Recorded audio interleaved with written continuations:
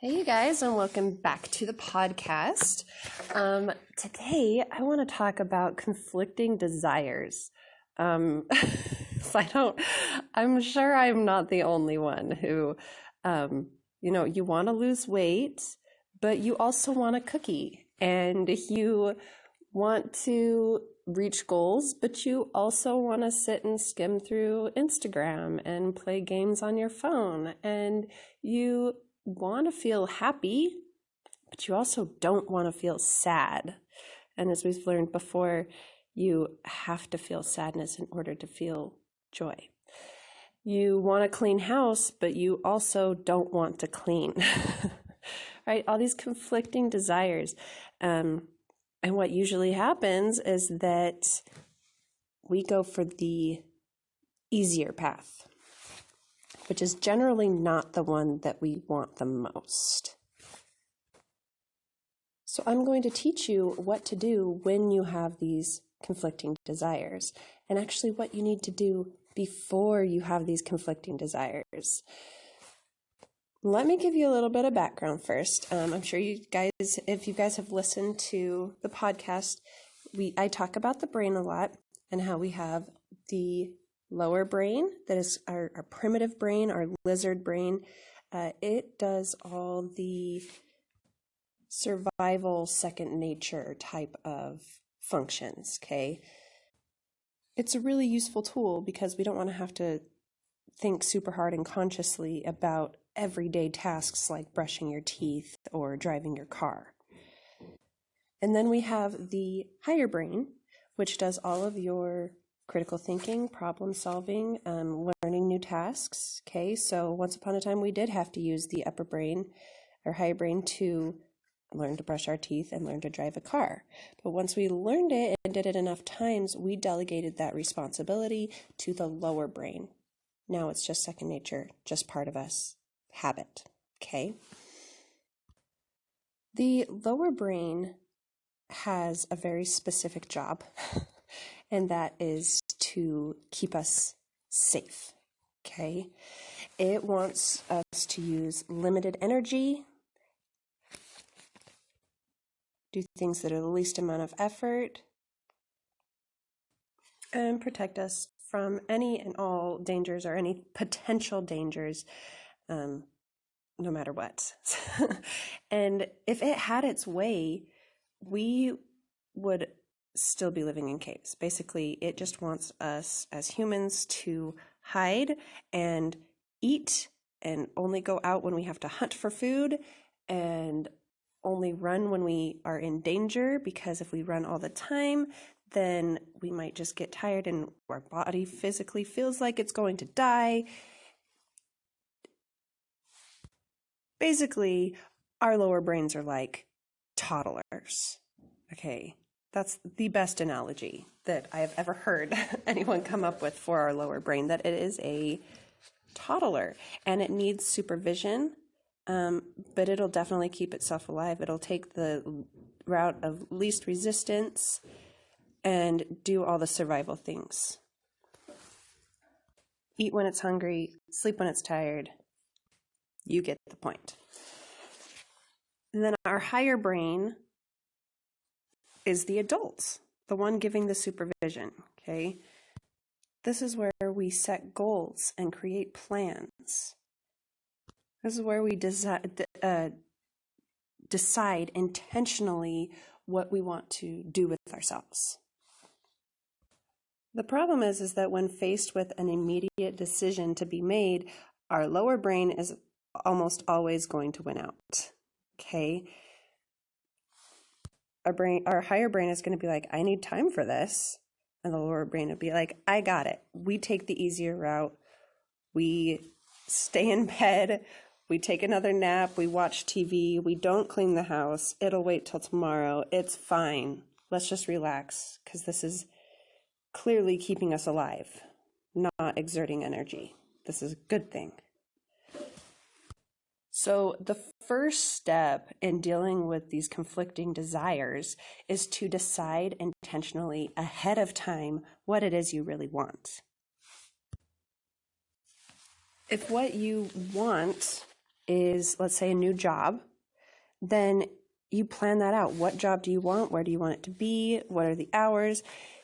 Decide what it is you really want, and then come up with a plan to make that happen. Set yourself a date. Be like, by this day, I'm going to have a job that fits this criteria that I'm looking for.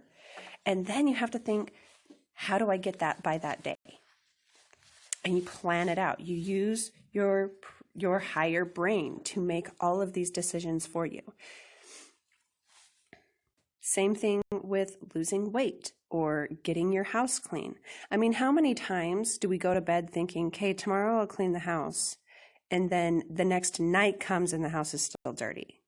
Please tell me I am not the only one who has experienced that.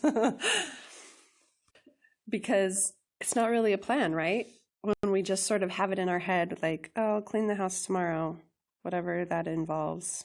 And then our lower brain is like, actually, wouldn't it be easier just to watch this show you've been wanting to watch? Or wouldn't it just be easier to read a book? Wouldn't it just be easier to go out to lunch with your friends? Like all these things, right? So step 1 is to decide intentionally ahead of time what you really want. What do you want and when do you want it? Okay. Step 2 is to write it in a schedule. Actually write it down, okay? And have it planned out so that you don't have all the confusion and the fight in your head between your higher and lower brain, like, oh, wouldn't it be easier? No, you have it written down. You know exactly what is going on. And then you stick to that schedule.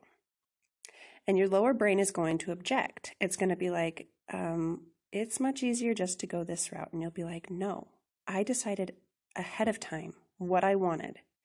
I know that when I was using my higher rational brain, this was the best decision.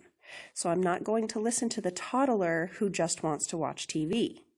I'm going to follow the schedule that the rational adult came up with for me. See what I mean about your lower brain being a toddler? Like, it needs supervision. You've got to supervise that lower brain and remind it who's in charge, the higher brain. Now, even when we plan all these things out and we really try hard to stick to the schedule, unexpected things can happen. Life happens. And then sometimes we let the lower brain win. We give in to the toddler who's screaming for candy. We say, okay, I'll just give you the candy. And then we have this tendency to beat ourselves up, right? Like, oh, I'm just not good at this. I can't stick to a schedule. I'm so pathetic.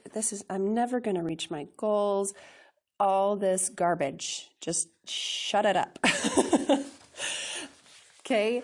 Step 3 is compassion on yourself when you don't follow through. Okay. Of course, you didn't do the harder thing. It was much easier to do the easy thing. And maybe we're disappointed in ourselves, and let's go ahead and feel disappointed. Really feel that emotion and understand what it is and be able to move through it. But compassion is so important because we think that beating ourselves up is going to motivate us to do better in the future. But really what it does is it just causes us to stop trying because we don't like the disappointment and the feeling of failing ourselves. So we just stop trying. It has the opposite effect of what we want it to do. When we can look at the situation, be like, okay, I had this schedule. I wrote these things down that I was going to do. I only did half of them. And that's okay. I'm still lovable. I'm still valuable. I learned what some time requirements that are there. I learned different skills. I learned that in the future, maybe I can plan for quote unquote emergencies. Like if you have kids and you thought that it only takes you 10 minutes to get ready, and as you were put it in your schedule and you tried to stick to it and consistently it took you 20 minutes, now you have that information to plan ahead for next time. Right?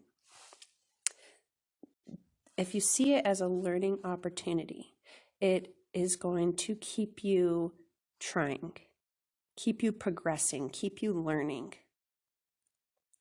Whereas beating yourself up and putting yourself down is going to stop you trying. And that's what stops you from becoming the person that you want to become and reaching the goals that you want to reach. All right, so step 1 was to decide intentionally ahead of time. And then step 2 was to write it all down, have an actual plan in a schedule for the things you're going to do, and stick to that schedule. Reminding keeping supervision over your lower brain, who's going to tell you that it's a much better idea just to take the easier route. Step 3 is to have compassion on yourself when you don't follow through and to feel those negative emotions, right? Because that's important. And then step 4 is to go ahead and do a thought download and a model so that you can understand why things happened the way they did, why you felt the way you felt, why you took that kind of action, why you created, like what created the result that you got. And that's going to create so much awareness for you, right? Like, oh, that's why the house didn't get clean, is because I thought XYZ would be a better idea, but I was wrong. You know, it's going to create this awareness for you. And again, have compassion, okay? Have patience and love for yourself, and really just look at the thought download and the model with curiosity. Like, why did it happen this way? Why did I choose that? And that's fascinating that I did that. And do I want to repeat this, or do I want to do something a little different? What is it I really want to create? What is it I really want to believe to create that? And then step 5 is to continue practicing your new thought patterns, right? Because we have all these built-in thought patterns in our lower brain. All these thoughts that we have thought over and over and over and over again that have become solid beliefs that we just live by automatically because they've been delegated to that lower brain. So now we work on practicing these new thoughts and building new thought patterns and bridges in our brain, okay, to replace these old ones. So before, what may have been driving your your actions are the thoughts that sticking to a schedule is hard. You can't stick to a schedule. And as a result, you've never actually stuck to a schedule, right? Giving more evidence and proof that your original thought was right. And now you don't even think about it. Now you don't even try to create schedules because it's just a part of you that you quote unquote know you don't stick to them, so why make them, right?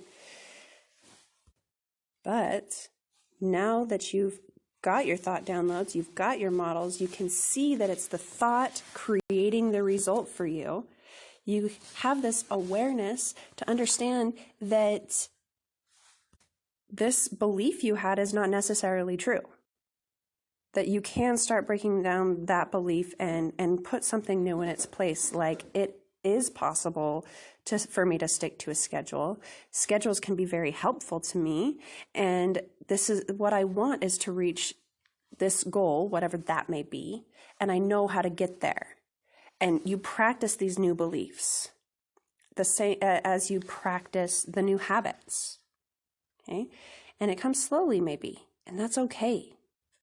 Change is not our brain's favorite thing, right? You're gonna have some resistance from your lower brain, which is why we have to supervise it. That silly little toddler who just wants to sit and watch TV all day.